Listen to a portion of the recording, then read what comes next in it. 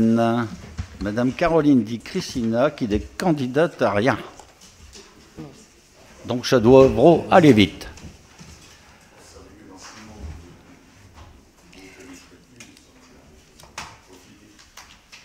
Oui, je profite. Profite. Allez. Donc, dans la filière sportif, là, sur proposition de Monsieur le maire, la suppression donc, du poste d'éducateur principal première classe. Donc, à partir du 1er novembre, suite au départ de notre éducateur sportif. Popo, comme on dit. Monsieur Mixte. Départ en retraite. Ah oui, ça fonctionne. Cette décision me désole, monsieur le maire. Eh oui. Je voudrais rappeler que ce poste a été ouvert par monsieur Georges Bustin. Ah, c'était son anniversaire hier. Tiens. À la demande de monsieur Michel Lefebvre, qui était alors adjoint au sport, bien sûr. C'était l'occasion de faire venir de Maubeuge monsieur Alain Lemoine, qui était un très bon avant-centre à l'époque, pour un peu dynamiser l'équipe du stade Vieux-Gondéen. Bon, moi, j'avais approuvé aussi cette décision, je veux dire un peu pour le football, mais surtout parce que c'était l'occasion de dynamiser le sport à l'école. Parce qu'à l'époque, il y avait un grand nombre de maîtres qui ne se sentaient pas compétents pour encadrer donc une séance de sport. Il y en avait quelques-uns du type de M. Gérard Surance qui étaient capables de le faire, mais d'autres non. Si bien qu'un grand nombre de petits Vieux-Condéens ne venaient jamais au stade et n'avaient aucune activité sportive. Donc la venue de M. Lemoine a permis tout doucement d'améliorer cet état de fait. Je ne vois pas pourquoi on supprime ce poste aujourd'hui. J'aurais aimé qu'après son départ en retraite, on nomme une autre personne, peut-être différente, un petit peu plus polyvalente. Je pense que les enseignants et puis les élèves auront beaucoup à perdre dans cette décision. Alors, on a tout simplement suivi les directives de M. Charlot et de M. l'inspecteur d'académie sur le fait que c'est à l'éducation nationale de pourvoir à cette vocation qui était celle d'Alain. D'ailleurs, à ce jour, on n'a pas de remontée, c'est simplement l'application des textes en vigueur. Néanmoins, j'ai demandé à mon DGS, à Guillaume, ainsi qu'à Nicolas Picard au niveau du CCAS, et je crois qu'on a reçu un courrier dernièrement comme quoi notre dossier pour les services civiques était parfait, notre dossier est parfait, c'est-à-dire qu'on est dans peut-être éligible, mais ça on n'a pas encore la réponse, et ça ce sera peut-être, je dis bien peut-être, une fenêtre de tir justement d'aller vers ce que M. Mixte soulève, tout en sachant que les textes de loi en vigueur aujourd'hui nous interdisent de se servir d'un service civique, enfin, c'est dur à dire, de se servir d'un service civique en remplacement d'un équivalent d'un poste qui revient à la commune, à la municipalité. Mais comme ce poste-là n'est plus du ressort de la municipalité, mais de l'éducation nationale, il se pourrait, nous sommes en train de l'étudier, que nous puissions mettre des jeunes du service civique à la disposition de ce service qu'on va appeler service de sport scolaire. Voilà la réponse. Monsieur Mixte. Si donc on suit votre remarque, vous allez donc demander à de nombreux maires qui sont dans notre secteur de supprimer tous les postes de moniteurs municipaux. Je peux vous dire que sur Condé, il y en a déjà quelques-uns, sur Valenciennes, sur toutes les grandes villes. Oui.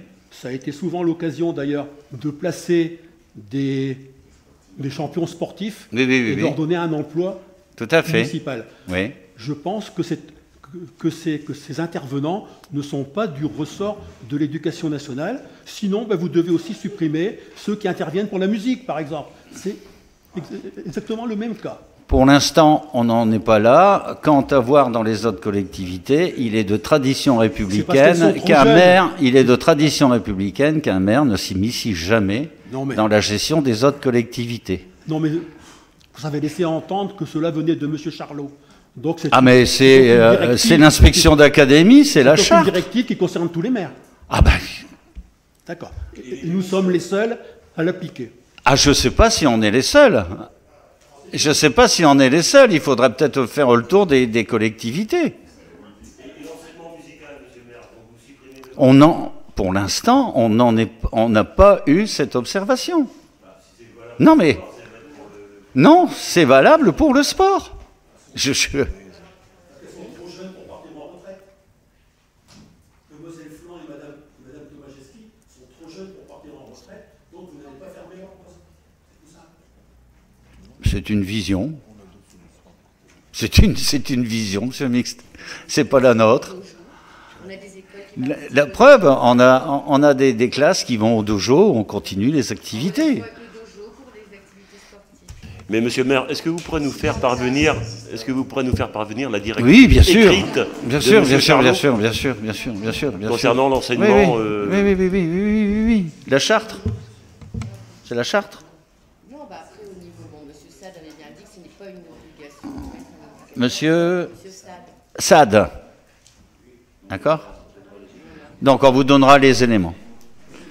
Bien, là-dessus, donc, on va passer au vote. Y a-t-il des abstentions, des avis contraires?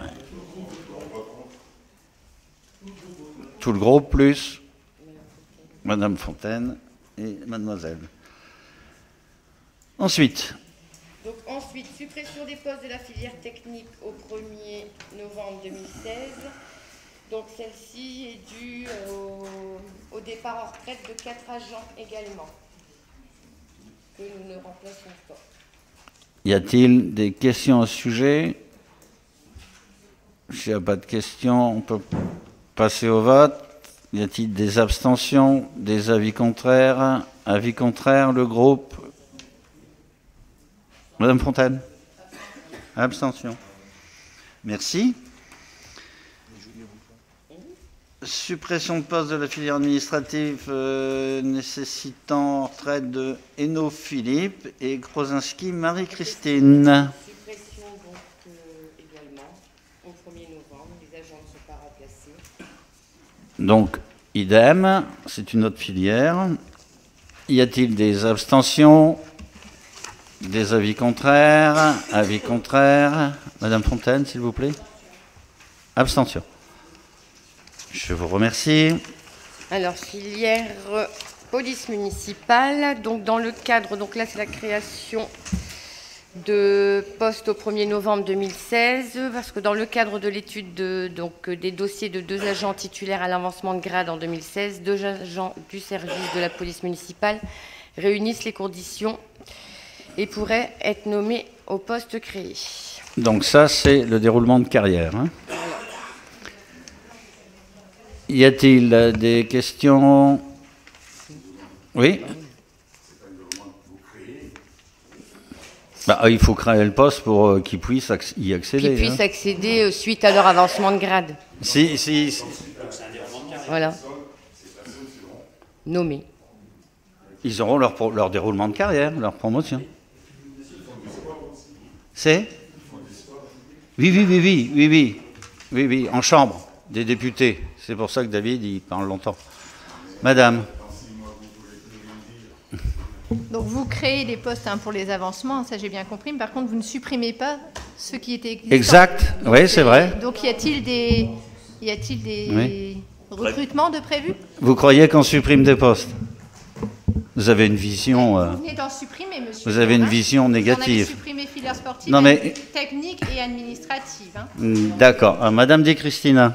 Alors, le technique et administrative, on voit en interne. Donc, la réorganisation est faite en interne. Donc là, il n'y a pas besoin de créer des postes, hein, puisque nous avons des agents qui ont demandé de la mobilité. On favorise aussi des agents pour leur évolution de carrière. Hein. On leur demande plus de tâches, donc on les favorise dans le déroulement aussi de leur carrière. Au niveau de la police municipale, c'est vrai qu'on ne supprime pas les 2 postes. Non, c'est... On ne sait pas. C'est leur déroulement de carrière. Voilà. Bien, on va passer au vote. Y a-t-il des abstentions, des avis contraires? Avis contraires, merci. Pour eux. Formation, emploi à venir dans le cadre de son projet professionnel. Alors là, c'est dans le cadre de son projet professionnel. Donc, on a un de nos emplois d'avenir qui a souhaité s'orienter vers le métier de conseiller en insertion professionnelle. Donc, pour satisfaire son parcours, il y a lieu d'engager cette formation qualifiante. Monsieur Aga. Donc j'ai deux questions à poser à Madame Di Cristina. D'abord, la première, c'était de savoir si cet emploi d'avenir qui rentre en formation est un nouvel emploi d'avenir, et qu'est-ce qu'il y en est des emplois d'avenir qui étaient déjà en poste dans le cadre de la cohésion sociale. Et j'avais posé la question au dernier conseil pour avoir l'organigramme de Madame Gloria et de toute l'équipe qui travaille autour d'elle, étant donné que nous avons eu à l'époque, si vous vous en souvenez, au 30 juin, la suppression, non pas la suppression, mais le fait que la médiatrice scolaire qui était mise en place sur les deux communes, Onain et Vieux-Condé, avait décidé de se retirer. Et de ce fait-là, monsieur le maire, vous nous avez promis nous donner le courrier de la mairesse d'Onain que nous n'avons toujours pas reçu. Ah, le mairie En fait, le courrier de la commune qui se désengageait. Alors, comme monsieur quoi, le DGS. Voilà. Mais c'est Et la on va faute vous du donner. DGS, il faut Donc, bien. pour Il être- d'abord ça. Donc, pour répondre à votre... Oui, mais c'est lui qui ne l'a pas fait. Enfin, Voilà. Bon alors, toi. Bah oui, je sais. Oh, tu dors dans ton ta bureau. paye, elle va. C'est plus des acomptes que tu vas avoir. Alors, pour répondre au contrat d'emploi d'avenir, donc la personne qui fait la formation de conseiller d'insertion professionnelle est un emploi d'avenir qui était au service cohésion sociale. Donc voilà. Il y en avait une depuis déjà votre mandat, donc. Donc, ce qui veut dire que le fait de rentrer en formation permet de prolonger au lieu de 3 ans son emploi d'avenir, de passer jusqu'à la période où il rentre en formation. Voilà. Vous voyez que vous le savez. Donc pourquoi vous...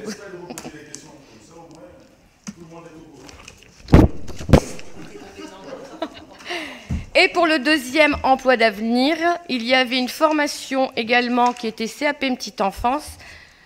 Mais cette personne, malheureusement, donc la formation était acceptée. Elle devait donc travailler dans nos haltes garderies. Mais donc, suite à un courrier de cette personne nous disant que pour raison personnelle, elle ne pouvait pas suivre la formation dans le centre de formation, elle voulait la suivre par correspondance, mais malheureusement, au niveau des financements, c'est pas possible. Voilà.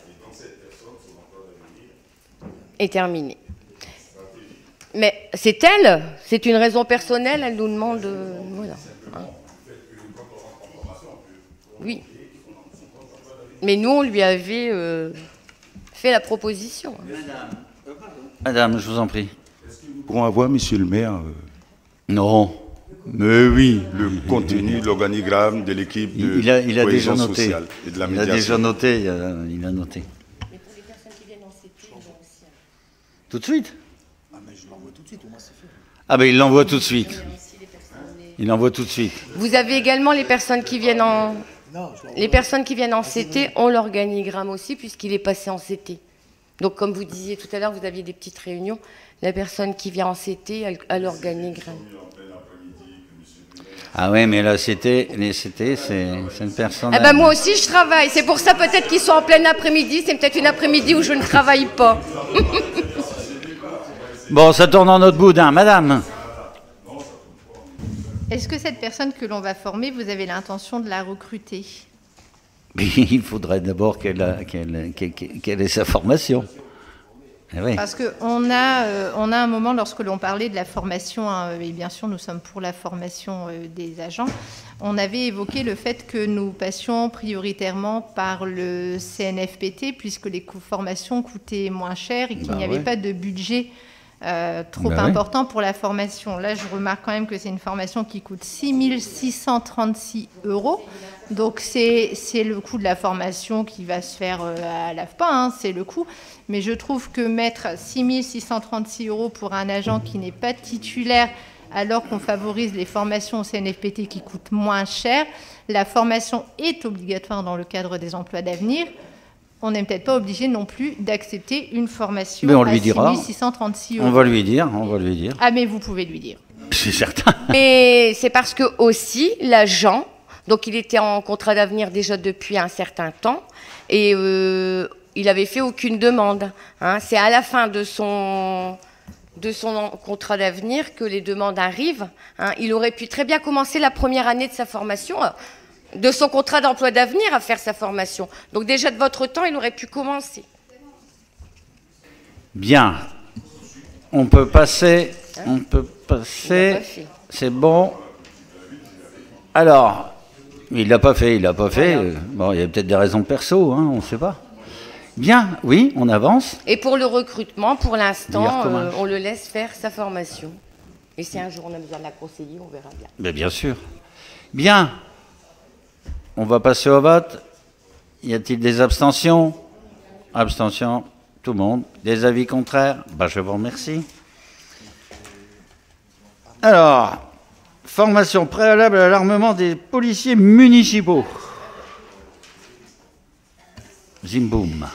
Donc, pour permettre aux policiers municipaux d'être dotés d'armes à poing identifiées en catégorie B, la réglementation les oblige à suivre donc une formation théorique, un préalable de cadrage juridique de 12 heures, puis un enseignement pratique de 45 heures relatif au fonctionnement, à l'entretien, aux sécurités et manipulation de l'arme. Ils sont déjà formés, hein, c'est une réactualisation. Hein, parce qu'ils étaient armés à la durée elle est minime. Bien, vous avez des questions sur cette notion d'armement qui ne sont toujours pas arrivées. Par contre, les coffres pour les armes et les cartouches, ils sont arrivés. Avez-vous des questions sur ce sujet? Eh bien, on va passer au vote. Y a-t-il abstention? Avis contraire? Avis contraire? Eh bien, je vous remercie. Alors, formation, manipulation des extincteurs. Là, il va y avoir un binôme. Oui, il y aura un binôme. Donc, comme vous le savez, normalement, il y a lieu d'engager donc une formation au niveau des agents qui est obligatoire, hein, comme prévoit l'article du Code du travail, donc l'article 40 R 42 27 28 et l'article 42 27 39 du Code du travail. Donc il est nécessaire d'intégrer nos agents dans une formation au niveau extincteur. Donc c'est une obligation réglementaire de former les agents sur les actions de prévention des risques professionnels et d'organiser périodiquement des réunions d'information sur les thématiques de sécurité. Donc au niveau des extincteurs, Didier peut peut-être amener des précisions. Ouais, au niveau de cette formation, c'est une formation qui prend en charge la théorie et la pratique sur les extincteurs, la théorie et la pratique sur les évacuations, également sur les systèmes d'alarme sécurité incendie, avec une attestation de formation à la fin de la journée. Voilà. Monsieur Pompier, DJ, Monsieur Simon, tu peux nous faire une rétrospective des extincteurs sur la ville? Oui, donc la vérification des extincteurs est une obligation annuelle. Donc, vu l'incapacité à M. Cherquefosse de faire cette vérification, on est passé par une société extérieure. La première chose, c'est qu'on n'avait pas du tout de bilan des extincteurs. Donc, pour faire les devis, ça a été un peu compliqué. Donc, on a été obligé, déjà, la première étape, de faire un tour par les services techniques qui nous ont retrouvé un peu plus de 250 extincteurs. Ça nous a permis de lancer des appels à devis. Il y a une société qui a été retenue et qui nous a fait un bilan complet des extincteurs. Je lui ai demandé de me faire un bilan d'établissement par établissement, nombre d'extincteurs, date de mise en service, etc. Aujourd'hui, on s'aperçoit sur le bilan que nous sommes à 284 extincteurs sur les bâtiments de la commune, que les vérifiés, rien à signaler, c'est 78, que la maintenance quinquennale, qui est une obligation, c'est 68 extincteurs. La maintenance décennale, c'est 81 extincteurs, c'est tous les 10 ans, c'est-à-dire que l'extincteur repart en usine avec vérification de pression, remise en peinture, changement des flexibles, etc. Et également, on a 50 extincteurs qui ont plus de 20 ans qu'il faut réformer directement. À titre d'exemple, la mairie La mairie, sur 13 extincteurs, on en a 9 de plus de 20 ans qu'il faut changer. L'école maternelle d'Urieux, sur 7, il y en a 3 à changer. La salle Drô, sur 9 extincteurs, il y en a 7 à changer. La cantine municipale, sur 9, il y en a 5. Au CCAS, sur 7, il y en a 6 à changer. Voilà, c'est... Au total. Au total, il y en a 78 qui marchent et le reste, faut tout vérifier. Sur Sur 284. Voilà, donc là, ça va être encore une charge financière que Ouais, donc nous aujourd'hui, il y a sommes en droit. déjà le bon de commande des 50 qui est parti, le bon de commande pour la vérification quinquennale est parti, et là, on va voir le pour ou le contre de la vérification décennale, si c'est plus intéressant de les remplacer directement que de les renvoyer en vérification. Monsieur Aga, vous voulez la liste des extincteurs? Non? Non, mais vous ne les voulez pas? Non, il ne les veut pas. Bien, on va passer donc au vote. En ce qui concerne ce problème fumant, y a-t-il des abstentions, des avis contraires? Eh bien, je vous remercie.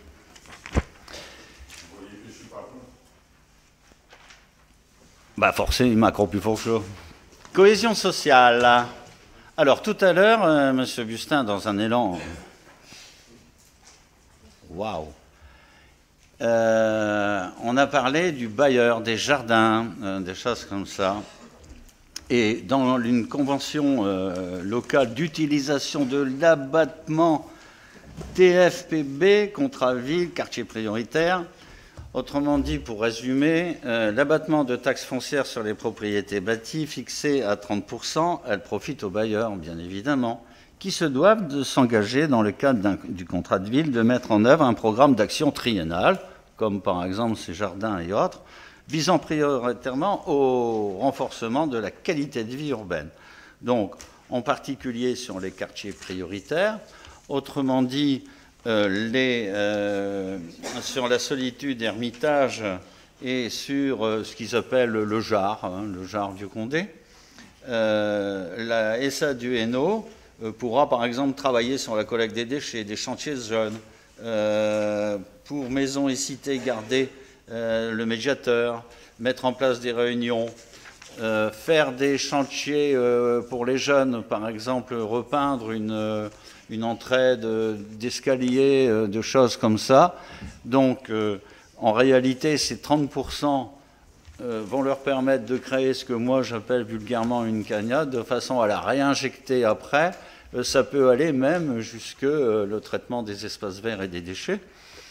Et donc, je vous demande de bien vouloir voter cette convention avec un surcroît de travail, bien évidemment, pour les salariés de la ville, et en particulier le service comptabilité, où il faudra bien surveiller ce retour de 30% de diminution de leurs taxes à travers, par exemple, des achats de matériel ou des actions bien spécifiques sur les quartiers. Avez-vous des questions sur ce sujet qui est récurrent, national? Monsieur Francaga. Non, mais je suis très heureux que cette délibération et cette convention arrivent à la ville de Vieux-Condé. Mais par contre, j'avais qu'une seule question à poser concernant Maison et Cité. Ouais. Parce que Maison et Cité, vous savez très bien, monsieur le maire, que avait depuis un an et demi de cela, demandé à réintégrer ce qu'on appelle les bailleurs sociaux, parce qu'ils n'étaient pas, HLM depuis le 1er janvier 2016. Voilà. Donc la question pour moi, est-ce qu'aujourd'hui, par rapport à l'abattement des TFPB, Maison et Cité est bien inscrit dans ce projet? Bien sûr. Est-ce que c'est marqué par Ténor, Maison et Cité? Ça, j'ignore pas. Hein? Alors, nombre de logements 124, économies qui vont faire 23 494 €. Ah, voilà. On peut passer au vote? Par contre... Ah oui. Mesdames, monsieur le maire, partenaire n'apparaît pas. Si? Partenaire, j'ai pas vu. Alors, Parténor, il est... Ah ben c'est derrière, ah oui c'est vrai, attends. Pas encore. Non, non, non, il n'est pas encore, non. Bah, Partenaire, il est sur le quartier de la solitude. Pour Il 38 est pas- logements. Pour 38 logements. Il y a Essa du Hainaut, Maison et je Cité, Habitat du Nord, Essa du Hainaut, Parten Nord, il n'y a rien de servi. Il y a une- B2H, il n'y a rien de servi. Il y a un Habitat oubli. du Nord, rien de servi. SIA Habitat, il y a, sur 3 ans, 78 000 euros. On va saisir Valenciennes Métropole, mais il y a peut-être une raison qui nous échappe, mais effectivement, c'est pas repris. Alors que Partenor a un patrimoine qui n'est pas négligeable hein, sur la ville. À moins qu'il soit sorti des quartiers prioritaires. Bah non, il est dedans. Oui, mais quelquefois, hein, le trait... Non, mais si, le trait peut passer. Hein.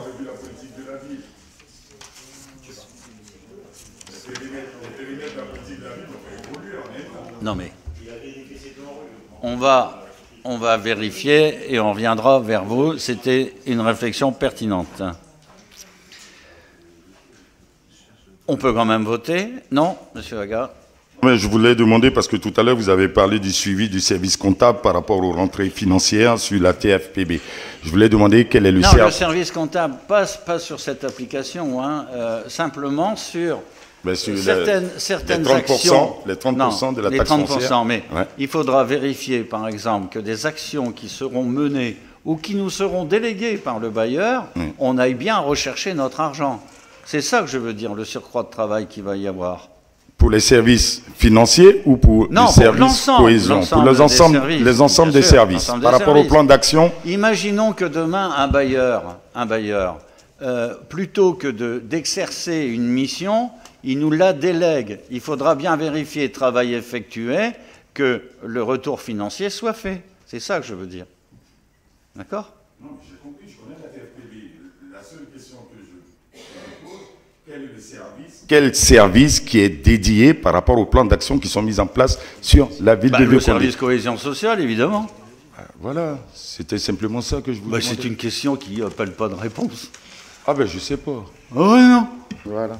Yo. Allez. Ah ben, tant qu'on y est dans l'IO, on va voter.